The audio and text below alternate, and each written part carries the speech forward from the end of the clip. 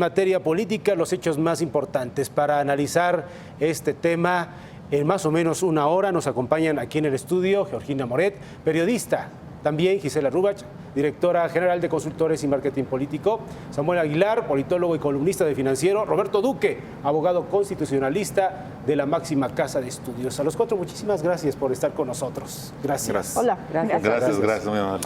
Maestro Duque, me gustaría comenzar contigo para que nos puedas poner en referencia de los hechos más importantes en este 2017. Una elección, cómo están en este momento los partidos políticos, los grandes, los pequeños. Claro, Héctor, gracias por la invitación a esta mesa tan distinguida. Creo que electoralmente hablando hubo, Héctor, pues una elección en 4 entidades federativas.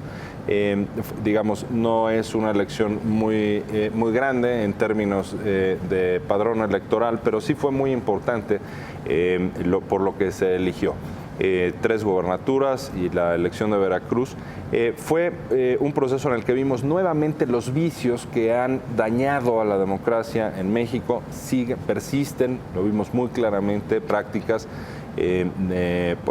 fraudulentas de coacción del voto, de desvío de recursos públicos o de financiamiento ilícito por todos los partidos, ¿no? Vimos casos muy claros como los de Eva Cadena en el estado de Veracruz. En fin, es una elección que fue controversial en ese sentido. Después fue muy controvertida, sobre todo la elección de Coahuila, que terminó en tribunales con una resolución muy polémica de la Sala Superior del Tribunal. De modo que ese es el precedente estrictamente electoral con el que vamos a llegar al 2018. Políticamente veo que cierra el año con un gobierno federal reprobado en la estimación ciudadana, también con partidos políticos reprobados. Ahí están los sondeos, siguen en el sótano de la estimación ciudadana los partidos en general, e incluso la alternativa a los partidos, que son las candidaturas independientes, pues vemos que los que están punteando al cierre de este año, que podrían tener posibilidades en la elección presidencial de aparecer en la boleta electoral, pues son tránsfugas de partidos políticos, cosa que rompe con con la vocación de las candidaturas independientes, ¿no? Personajes que de pronto se salen de su partido porque no obtuvieron el hueso que anhelaban, se ponen la careta o el uniforme de independientes y empiezan a despotricar contra la partidocracia corrupta a la que hace 5 minutos pertenecían. Todos estos signos creo que son inquietantes para el 2018 y para poner, digamos, nada más el tema sobre la mesa, así veo que se nos están dando las cosas. Muy bien, para empezar, maestro Rubach, ¿con qué te quedas? ¿Qué es lo que más distingues de este 2017 que está por extinguirse? Que yo sé que en este cierre de año es atípico en relación a otros, porque hay varias definiciones de lo cual pues habrá que guardar cierta prudencia. Yo creo que primero, obviamente, lo que tiene que ver con lo que fue la jornada electoral del primer domingo de junio de este año, con los resultados que ya Roberto comentaba. Creo también los cambios, sobre todo en la posibilidad de la participación de los candidatos independientes, que bueno, están ahorita prácticamente 2 en esta parte de tratar de obtener las firmas, a diferencia de, me parece, 48 o un número así que lograron su registro, que definitivamente no lo van a conseguir. Pero que también es interesante ver ese ánimo de querer participar ante el hartazgo que la gente tiene en este momento de los políticos y los partidos políticos, pero donde también los partidos políticos a través del legislativo se encargaron de poner todas las trabas habidas y por haber para que no fuera fácil. Donde sí estamos viendo, y yo creo que hay que dar un seguimiento interesante, ¿qué está pasando con las candidaturas independientes a diputados en varios estados? Que ya tenemos cerca de 20 o 28 candidatos a diputados que ya consiguieron las firmas. Quizás quien más llama la atención es Pedro Kumamoto como candidato independiente al Senado por Jalisco. Y que esto va a traer una corriente probablemente de los que logren obtener las firmas necesarias para contender, pues ser un elemento con posibilidades o muy pocas posibilidades para el proceso electoral del 18.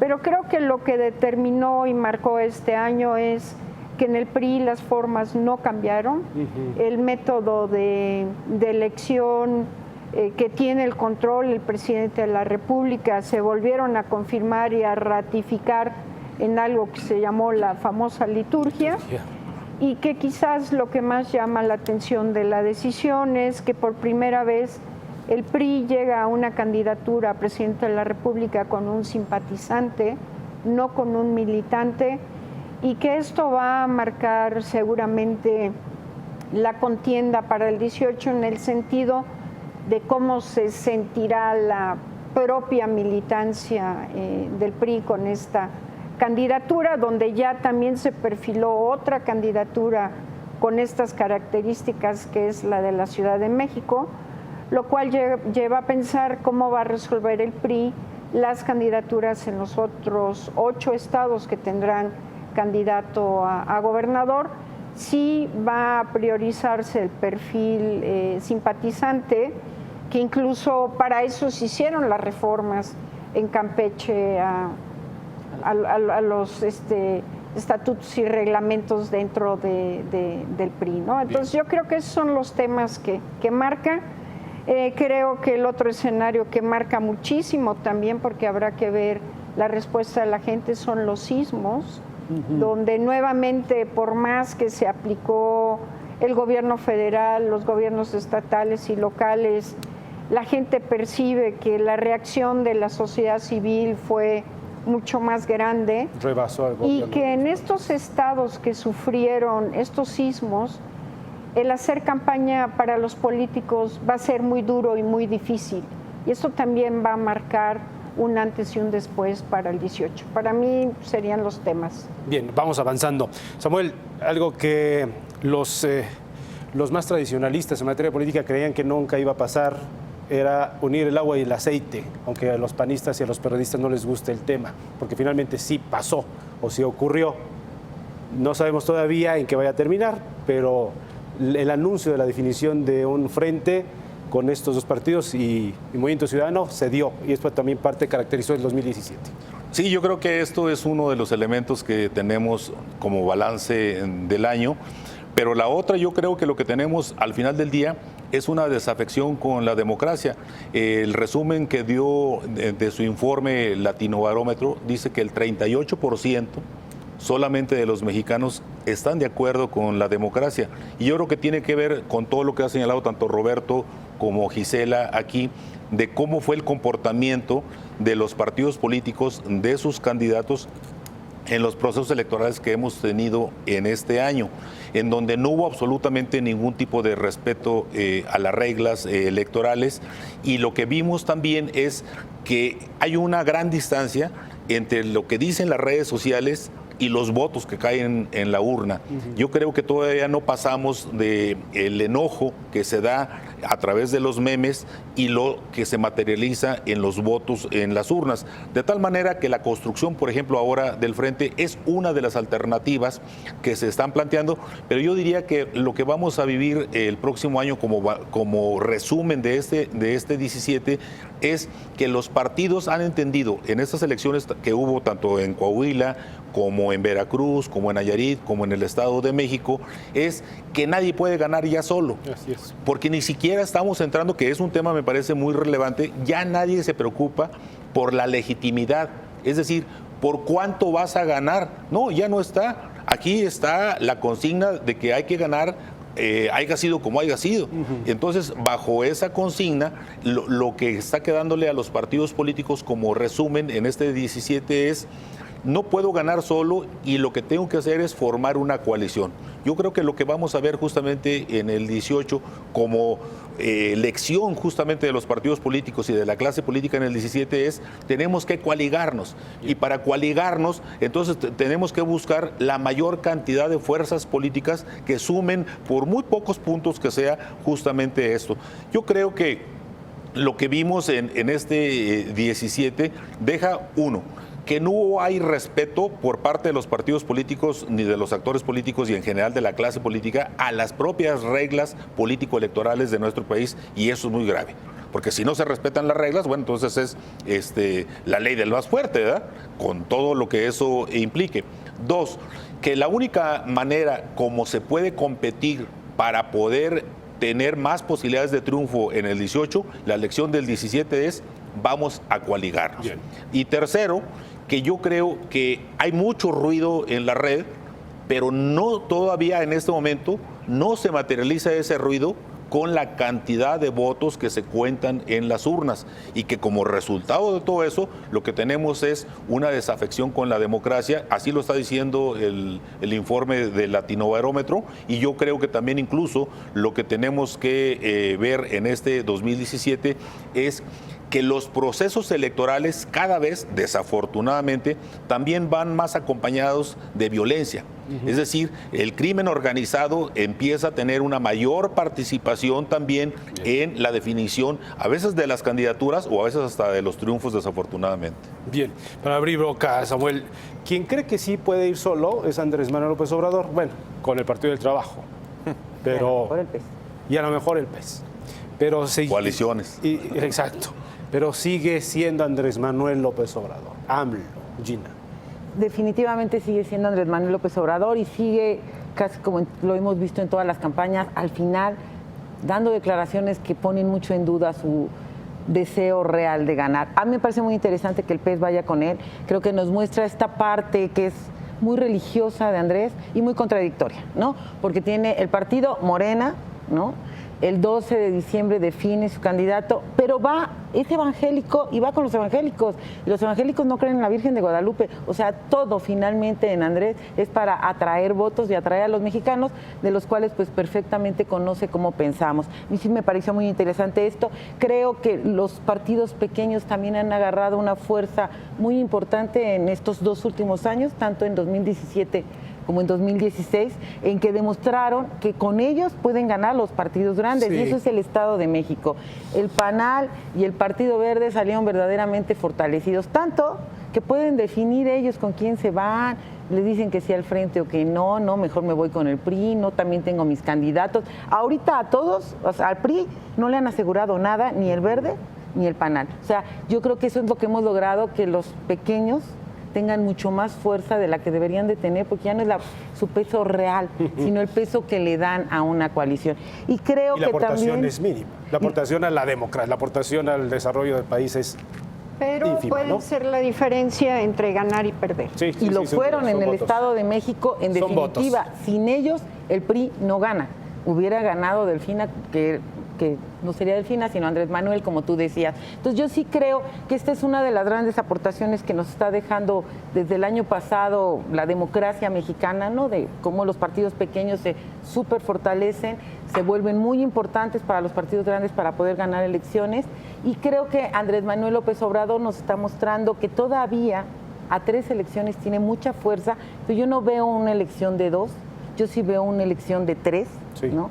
Creo que conviene mucho, por ejemplo, al PRI llevar la elección a una elección de 2 con todo lo que atomizan con los independientes, pero yo sí creo que el Frente puede ser una opción todavía, y creo que este paso del PRI con un candidato ciudadano puede atraer cierto voto, pero también creo que va a perder voto priista.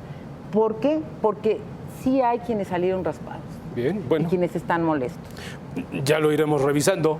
Estamos poniendo una pausa, pero antes, para abrir casi el siguiente bloque, maestro Duque, los personajes y estos gobernadores que también dieron de qué hablar, muchísimo de qué hablar en este 2017, unos que pararon en la cárcel y otros que pues optaron por dejar su cargo y buscar una oportunidad. Miguel Ángel Mancera, el propio Bronco, ¿qué dices de ellos? Son por supuesto actores que están jugando un papel relevante, pero lo que señalaba Gisela me parece que es clave. Es decir, el balance de este año, incluyendo a estos actores que menciona Héctor, Hay que señalar que el PRI fue una sorpresa en 2017, me parece. Al principio de 2017, cuando empezó esta cadena de gobernadores corruptos y el gasolinazo a principios del año, el PRI parecía desahuciado para las elecciones del 2017 y la mayor parte de los especialistas señalaban que el PRI iba a ganar 0 de 3 gubernaturas. Al final ganó 2 de las 3 gubernaturas, aunque sean polémicos, especialmente el caso de Coahuila, pero digamos, si seguimos las encuestas, digamos el consenso de las encuestas, el PRI tuvo un rendimiento que al menos a mí me sorprendió. Lo cierra muy fuerte también con la asamblea, que también los críticos del PRI creían que iba a ser la tumba de ese partido, que iba a salir muy dividido, y resulta que ahora mismo pues estamos hablando de que es una fuerza pues que es competitiva para el 2018. Esa es una sorpresa, creo, importante. En el caso de Miguel Ángel Mancera, creo que su partido, el PRD, aunque diga que no es militante, bueno, pues son las siglas con las que ya ganó un cargo de elección popular, es un partido que viene pues con una fuerza decreciente, ¿no? En la última elección tuvo 11% de los votos, va hacia partido pequeño, de hecho, el PRD, y en el caso del Bronco yo no veo la euforia, Héctor, que hubo con los independientes en 2015, que fue el año en el que se estaba estrenando esa figura y que le funcionó muy bien al Bronco, por supuesto, a nivel local. Yo ahora, por el tema de los tránsfugas que representan a esta figura en su mayoría, con excepciones muy honrosas como la de Pedro Kumamoto, pero la gran mayoría no, son personajes que vienen de esa partidocracia y que la gente está sintiendo ya un oportunismo, me parece a mí. ¿Y esto cómo se va a utilizar o cómo va a repercutir en estos procesos que vienen, maestra Rubach? No, bueno, vemos ya muy avanzado, yo creo que a principios de enero el Bronco tendrá ya su 1,000,000 de firmas seguramente. La que está batallando es Margarita, y para mí Margarita va a depender del final que tenga el frente, porque si el frente... Hacemos la aclaración que tenemos 2 escenarios, si hay frente y no hay frente. Sí. Si hay frente, Margarita va a recibir un apoyo espectacular para obtener sus firmas y tener el registro. Si no hay frente, no se va a mover una hoja y Margarita no va a obtener las firmas necesarias. ¿Por qué? Porque Margarita es necesaria en la medida de que exista el frente y ella pueda quitarle esos 8 o 10 puntos que la traen ahorita las encuestas, se lo pueda quitar a quien sea el candidato del frente, que todo indica que va a ser Ricardo Anaya. Y en el caso del Bronco, es una estrategia muy clara que viene desde el 2015, construida para el 18, que es simple y sencillamente llevarse una parte de voto antisistema, pero sobre todo quitarle voto a Andrés Manuel. Los 3, 4 puntos que él quite son puntos que le van a servir al PRI, porque seguramente al final de la historia la contienda va a ser entre Andrés Manuel y el candidato del PRI. Si el frente llega con una Margarita como candidata independiente, eso le va a costar al frente estar en tercer lugar. Y obviamente pues MIT tiene la capacidad también de jalar un algo de voto PAN, que bueno, pues es la expectativa, pero ¿cómo diablos le va a hacer con el priismo? Ese priismo duro, un priismo que le encanta el populismo, que vive del populismo, que es todo el PRI que está en la circunscripción 3 y en la circunscripción 4. ¿Cuáles son estas circunscripciones? Pues son simplemente todo lo que está abajo de la Ciudad de México, que es el estado de Veracruz, el estado de Chiapas, Oaxaca, Guerrero, Tlaxcala, que son estados que tienen un PRI diferente a lo que es el PRI del norte del país, que tiene otra mentalidad, donde yo creo que ahí va a entrar mucho más fácil MIT como candidato a lo que va a ser esta parte donde vemos ideológicamente dónde están posicionados, que pues no están posicionados hacia la derecha, sino hacia en el espectro ideológico, hacia la izquierda, que tiene que ver con todo este tema del populismo, sí, que es parte de ese gran voto del PRI. Y ese es el reto. Entonces, quitas de un lado, quitas del otro, que bueno, la estrategia fue muy clara en el Estado de México, que funcionó, donde no perdamos de vista que el escenario es 30%, 30%. arribita o abajito, el que vaya a ser presidente. Bien. Samuel, los independientes. Yo creo que esa burbuja ya se fue apagando, lo decía ahorita Roberto, ya no se existe, digamos, a nivel social, pues ese ánimo respecto a los independientes, porque de independientes nada más tienen el nombre, muchos son militantes de apenas 24 horas antes de estar exiliados. O 24 horas se dieron de baja para empezar a pedir el voto como independientes. Que eso es triste, ¿eh? Es decir, si vamos hacia de fondo o hacia atrás, el hecho de que se pierda esa oportunidad en donde la ciudadanía se siente incentivada y que busque y que tenga los elementos para poder buscar una candidatura y que no lo encuentre porque le piden 800,000 firmas o de verdad que no, está terrible. Es decir, un recurso, a lo que voy es que es un recurso que pueda tener una sociedad en donde pues ya está, digamos que quemado, desacreditado, inalcanzable. Yo creo que lo que tenemos que ver es en función justamente de los actores, es decir, ¿quiénes son? Porque esos independientes eran los que antes se decían ciudadanos, ¿no? Sí. Entonces, bueno, lo que estamos viendo ahora es que al final del día estos independientes eran militantes de los partidos políticos y que quien llegó a la cumbre, que en este caso es el gobierno de Nuevo León como independiente, y lo conozco y es amigo mío de muchísimos años, a Jaime, creo que él en su acción como gobernador, pues dejó mucho que desear hacia la gente de Nuevo León. Cuida tus amistades. Entonces, aquí lo que tendríamos que ver es si realmente hubo un cambio de estructuras, sí. Porque lo que la gente está buscando es un cambio de estructuras, pero si la cosa es exactamente igual o peor, bueno, entonces la gente dice, bueno, estábamos mejor cuando decían que estábamos peor, ¿verdad? Entonces, no vamos a retomar justamente a los partidos políticos porque estamos en contra de ellos. Eso es lo que está diciendo la sociedad. Pero también los independientes nos están dando pues un fraude o un desánimo en términos de que su actuar no es como nosotros lo esperamos. Entonces, ¿a qué está recurriendo la sociedad? Al meme, a retirarse justamente de la acción política, porque no se está viendo, vuelvo a insistir, lo que estamos viendo es que la irritación social que se ve expresada en las redes sociales no se manifiesta justamente en las urnas, y lo que estamos viendo es que estos independientes que han tenido la oportunidad, en este caso, de tener un gobierno como un gran gobierno como el Estado de Nuevo León, no hay ningún cambio estructural, no hay ningún cambio que lo haga gran diferencia a otro partido. Bueno, me parece que la sociedad lo que sigue haciendo es desanimarse cada día más. Y entonces, en vez de tener una mayor participación o de buscar una nueva alternativa, lo que hace es retraerse. Sí. Y eso es lo que estamos viendo. Yo creo que la gente lo que está haciendo es descargar toda su ira social en las redes, pero no estamos teniendo una gran participación. Es grave. ¿Por qué? Porque al final del día el resumen se da en una sola palabra. No existe ciudadanía.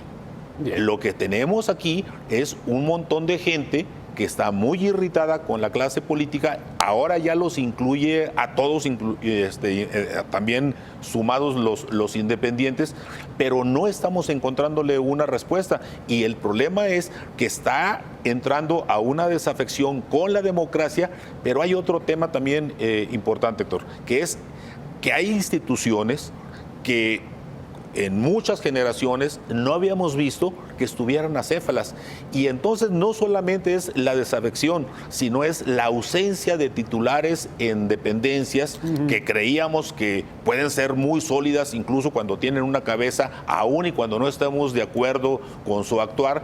Pero en este momento no tenemos un Procurador General de la República, no tenemos un fiscal anticorrupción, no tenemos un titular de la FEPADE y estamos viendo que los otros dos pies de este tripié, que es el árbitro, FEPADE, el tribunal y el INE, un día se pelean y otro día también entre el INE y el tribunal. Entonces, si el árbitro se está peleando, bueno, ya sabremos lo que está pasando en las tribunas, ¿verdad? Bien, bien, y incluso será también parte del análisis de nuestros 4 invitados hacer este balance 2017 del gobierno federal. Ya nos decía el propio maestro Roberto Duque cómo estaba en aprobación, el propio Enrique Peña Nieto, pero ya revisaremos concretamente la estructura. Para terminar esta parte de los independientes, Gina, ¿por qué Margarita Zavala aparecía en segundo lugar después de Andrés Manuel López Obrador en las encuestas en este 2017? Pues mira, la verdad es algo que no entendí nunca, no te puedo mentir. Yo no le veo esa fuerza a Margarita Zavala. En definitiva, a lo mejor era porque era la que realmente era estaba seguro. La esposa del presidente. Era la ex esposa del presidente. No, todavía esposa. La esposa del presidente. Pero yo creo que también era porque no había muchos nombres. Definitivamente. Yo no veo esa fuerza de Margarita Zavala como para ser realmente la gran contendiente, perdón, no la veo. La conocí como diputada hace muchos años, no veo que sea la política que México esté esperando, la verdad no. Se sale de Acción Nacional, que es parte de lo importante en este 2017, ¿no? Fue una de las notas principales en este año. Cuando por familia, ¿no? Pertenecía a Acción Nacional, pero tampoco es la política, o sea, no es Hillary Clinton. Voy a decir algo que no me gusta decir, la verdad, pero Martita Sagún participó mucho más en el gobierno de Vicente Fox que Margarita Zavala. Cuando vea esto, Margarita Zavala te va a escribir una carta. Yo creo que me va a escribir una carta y Martita Sagún también, pero la verdad sí creo que participó en definitiva más que Margarita Zavala. Fue bastante ausente, no es la política que México esperaba. Ahora, de los independientes, a mí algo me llamó mucho la atención, que 80 se inscribieron en un principio.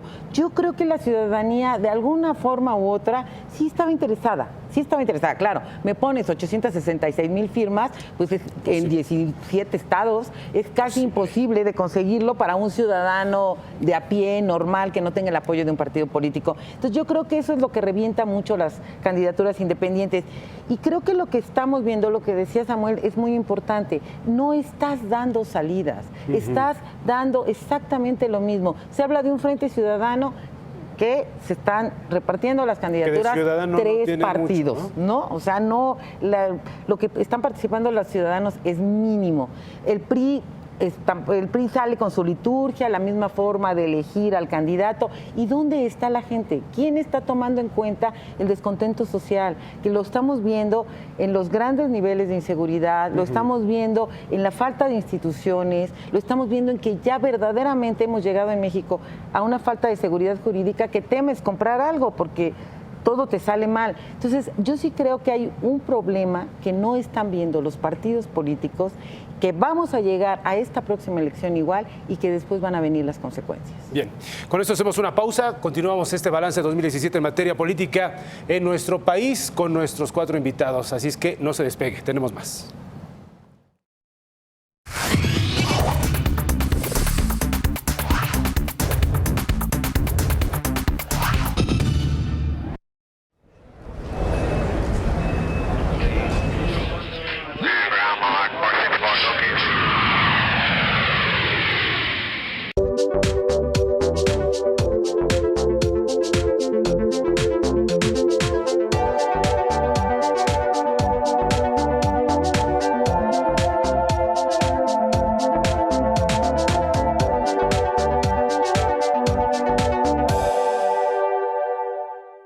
Economía, cierre de bolsa, negocios, finanzas. Víctor Piz presenta lo más relevante de las noticias al sonar la campana.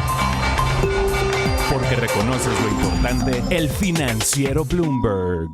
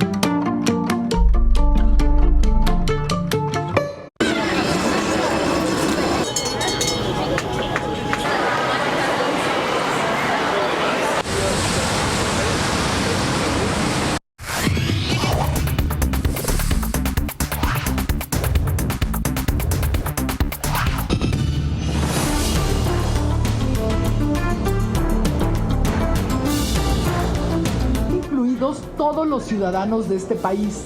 Y es lo que esta ley no nos da.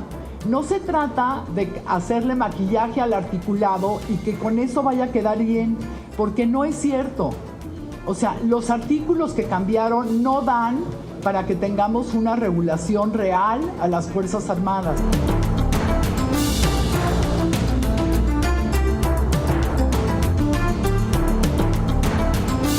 Creo que los militares en este país, las policías, los ciudadanos, todos merecemos una ley a la altura de lo que estamos viviendo. Si no se trata de detener las cosas para que no haya una ley, claro, todos reconocemos que algo tiene que cambiar.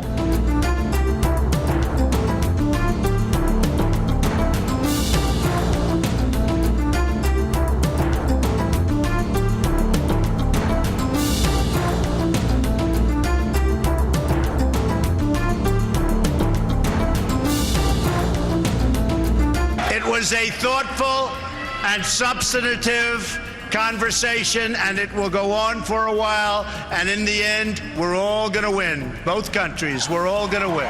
Are you ready? We will build a great wall along the southern border, and Mexico will pay for the wall. Continuamos este balance 2017 en materia política nacional, un programa especial del financiero Bloomberg. Mi nombre es Héctor Jiménez Landín y seguimos platicando con Georgina Moret, Gisela Rubach, Roberto Duque y Samuel Aguilar, los 4 especialistas para revisar lo trascendente, lo más destacado en este año y lo que viene para el año 2018 en nuestro país en esta materia. Bien. Termina el presidente Enrique Peña Nieto, ya comienza a correr su último año de gobierno, de gestión, con los cambios en su gabinete que se han dado a conocer, los esperados, los otros no esperados. Para tu consideración, maestro Duque, ¿cómo cierra este año priista de Enrique Peña Nieto? Bueno, creo que es un gobierno que ha quedado mucho a deber. No tenemos que tomar las visiones extremas, ¿no? Hay quien dirá, todo lo que ha hecho el presidente de la República es pésimo. Bueno, pues eso evidentemente no es nada que tenga que ver con un análisis objetivo, o lo contrario, algún priista dogmático que diga es excelente el gobierno. La realidad está evidentemente en alguna parte en medio, porque es un gobierno que creo que ha hecho cosas y es innegable que las ha hecho. Tiene logros importantes en materia de empleo, tiene logros en materia de turismo, tiene logros en materia de educación, con la reforma especialmente, que a mí me parece un gran avance.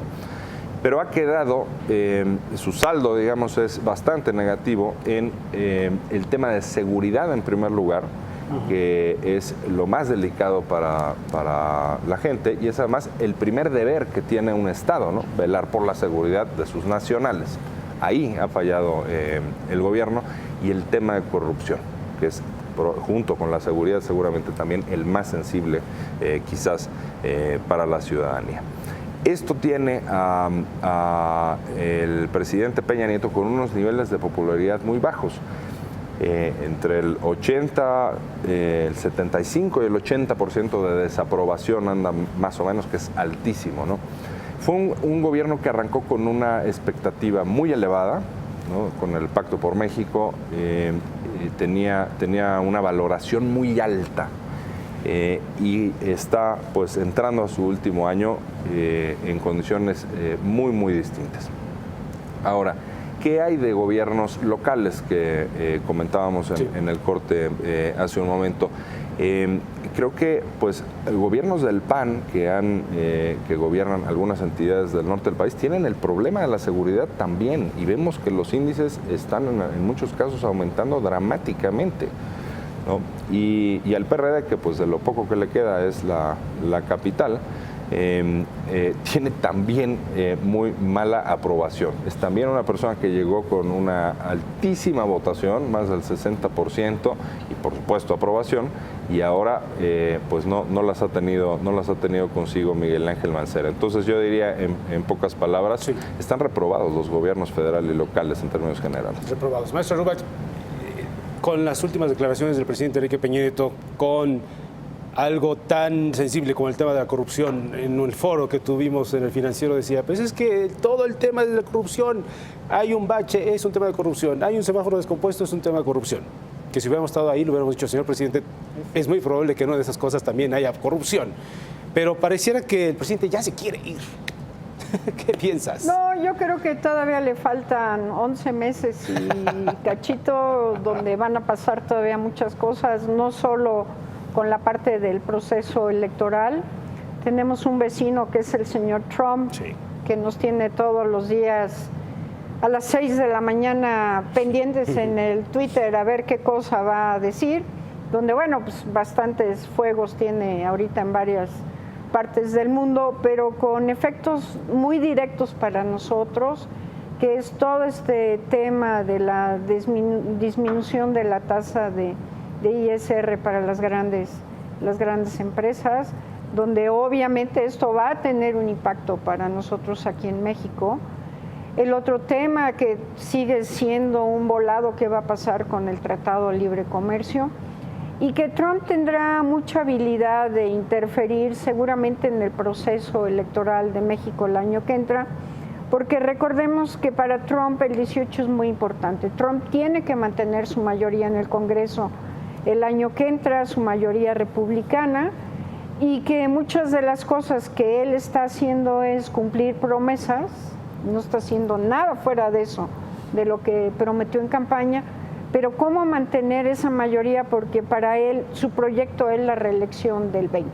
Y México vuelve a ser parte de la historia como lo ha sido durante muchos procesos electorales, pero a nosotros nos toma con los dedos en la puerta en plena campaña electoral.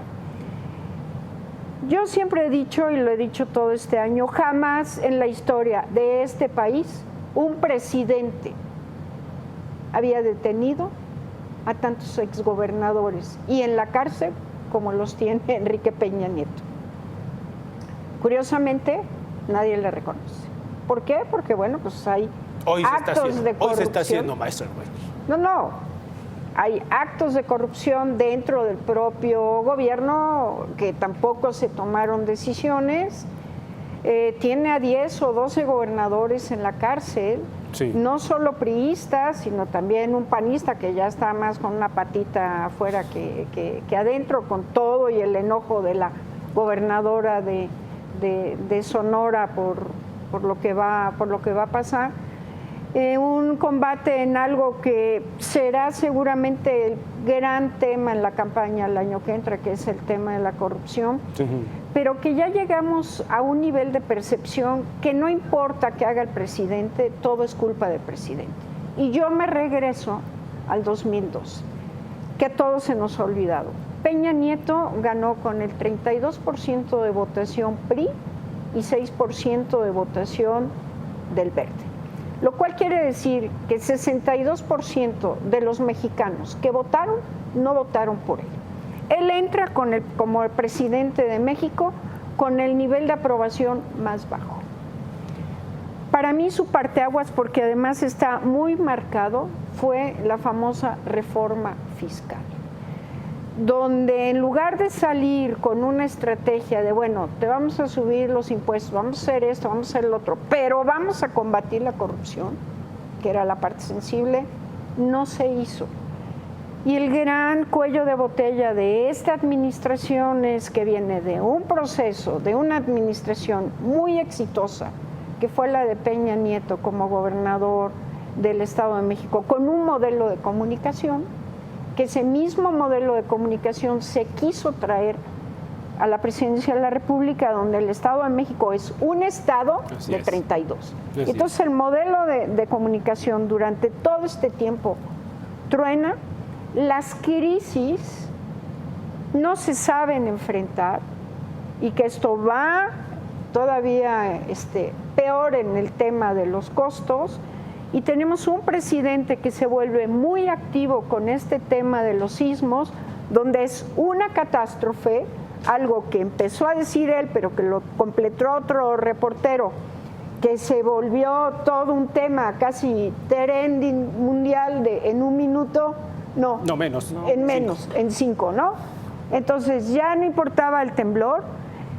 Otro tema del temblor, generas toda una expectativa de una niña, donde todas las noches tienes al secretario de Educación diciendo, por favor, pido que los papás de esta niña, de este nombre, por favor, porque no la tenemos en ninguna lista, no la tenemos en ningún lado, y resulta que tenemos un personaje ídolo, al final un perro, bueno, una perra, ajá, curiosamente con el mismo nombre, ¿no? Entonces, pero tenemos un presidente cerca de la gente en todos lados y todo lo demás, pero creo que ya demasiado tarde. Bien, se nos termina el tiempo para este bloque. Tenemos un último para conclusiones, así es que quédese con nosotros. Seguimos en este balance 2017 en materia política nacional en el financiero Bloomberg. No se despegue de nosotros.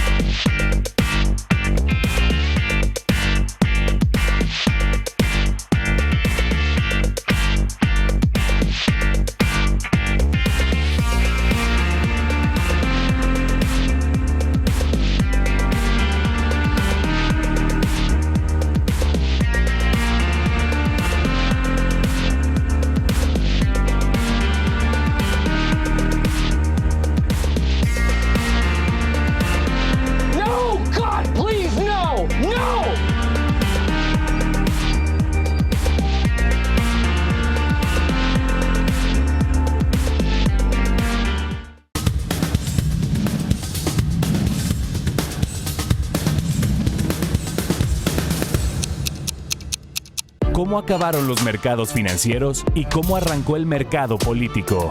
Un noticiero que da seguimiento a la información que marca la agenda en México. Entre mercados, porque reconoces lo importante, el financiero Bloomberg.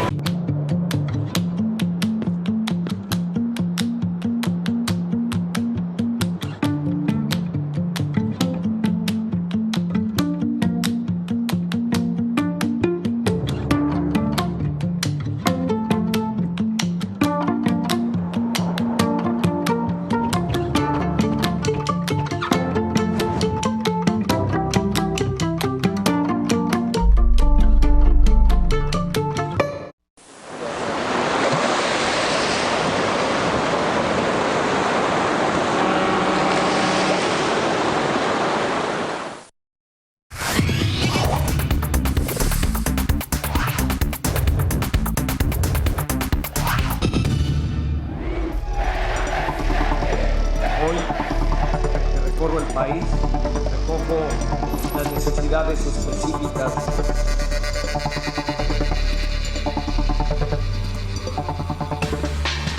Este es el PRI, el de las nuevas generaciones.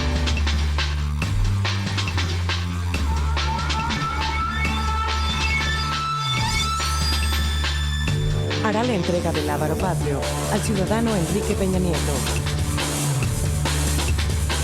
Como presidente de la República, su decisión y sensibilidad política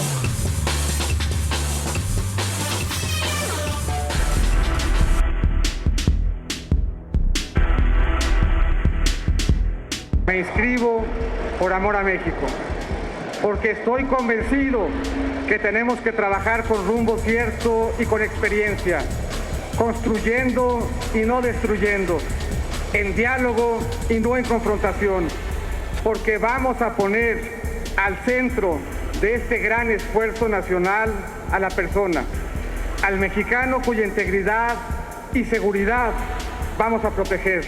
ninguna fuerza electoral que vaya a competir en las elecciones del año 2018 tiene esta potencia a nivel de gobiernos locales. Esta es la razón por la que le tiene tanto miedo, por la que le tiene pánico el sistema al frente a nuestra coalición electoral. Haremos todo lo que sea necesario para conseguir la paz. Someteremos a debate y consulta principalmente con las víctimas la posibilidad de otorgar amnistía a infractores que opten por su readaptación.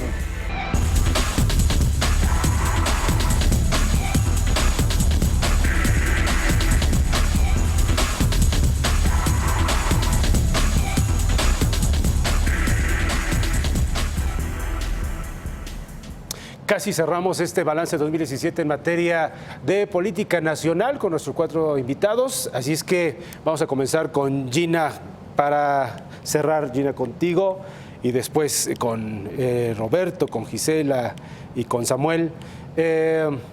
Lo que viene en este 2018, sabemos que viene, por supuesto, el gran proceso electoral, más de 3,000 puestos de elección popular. ¿Qué ves? ¿Qué observas? Veo una situación muy complicada, veo unas autoridades electorales con muy pocas posibilidades de dar certeza en este proceso de los soples y demás. Yo no veo cómo el INE va a tener resultados y no va a tener demasiadas críticas el día de la elección. No veo cómo va a funcionar el Tribunal Electoral después de lo que pasó con Coahuila. Lo veo muy complicado. Son elecciones muy importantes, por ejemplo, la de la Ciudad de México, Veracruz, son de los principales patrones del país. Entonces lo veo demasiado complicado. ¿El INE podrá?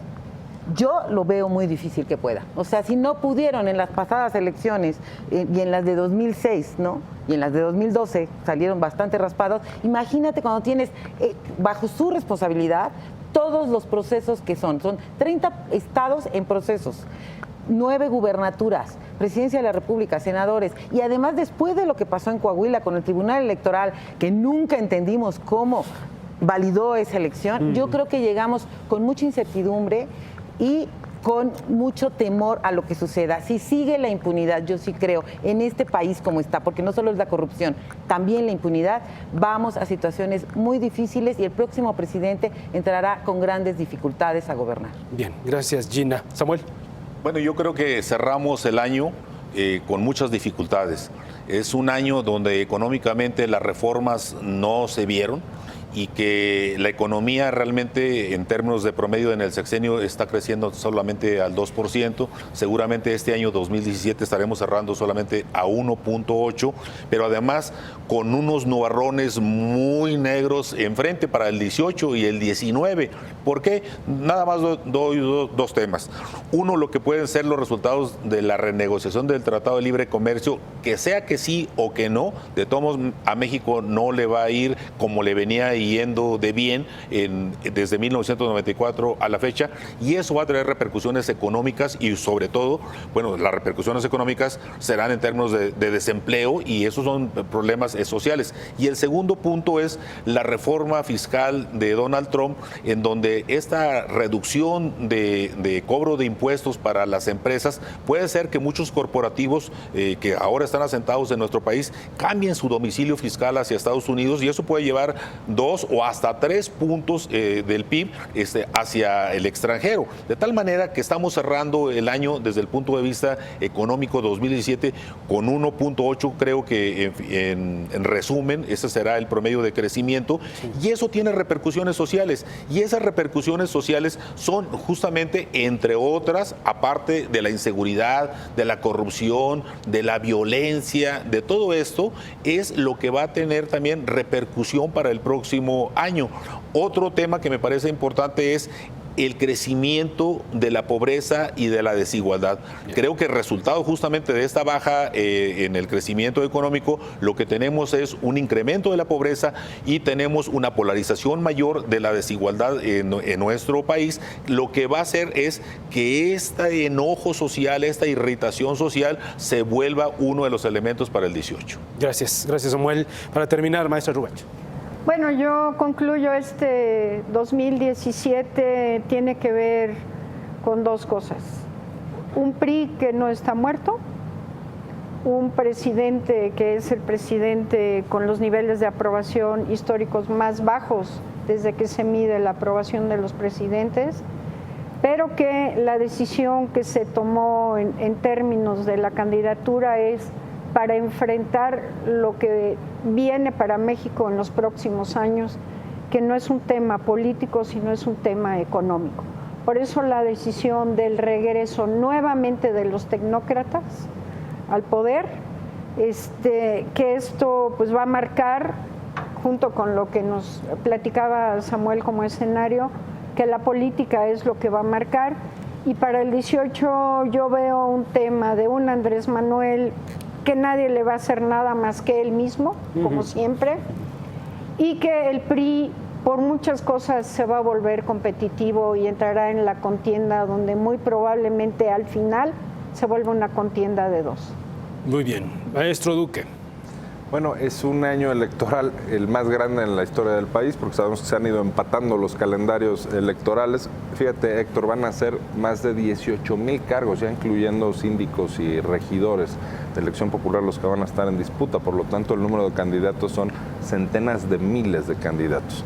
Nos vienen también 55 millones de spots a ritmo de ametralladora, evidentemente. 55 millones de spots, porque están ahí en la legislación electoral, ¿no? Es uno de los más grandes defectos que tiene esta ley. Es un formato de spots muy cortitos, spots muy vacíos, puro marketing, no hay propuesta, pero bueno, ya no hay tiempo de modificar eso.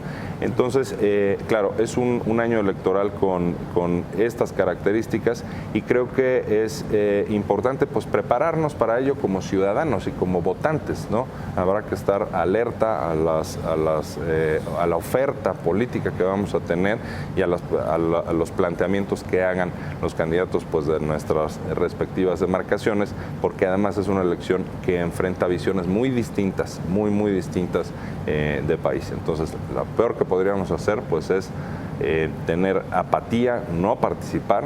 Son decisiones pues muy importantes, y empecemos a hacerlo pues a todo lo largo, digamos, del proceso electoral. Bien, yo le quiero agradecer a los cuatro su presencia en este balance, en esta mesa, y seguiremos platicando porque habrá muchas cosas que analizar. Será necesario, independientemente de toda la espotiza que se viene, las discusiones, las propuestas o las no propuestas, los personajes, en fin. Gracias a los cuatro. Gracias. Y todo lo mejor para el 18, para todos. Por supuesto. Y a darle. Que nos vaya mejor, que sea excelente Al año. tiempo, buena cara. Feliz Navidad. Feliz Navidad y feliz año. Gracias. Muy bien. Mi nombre es Héctor Jiménez Landín. Pásela muy bien. Gracias por su atención.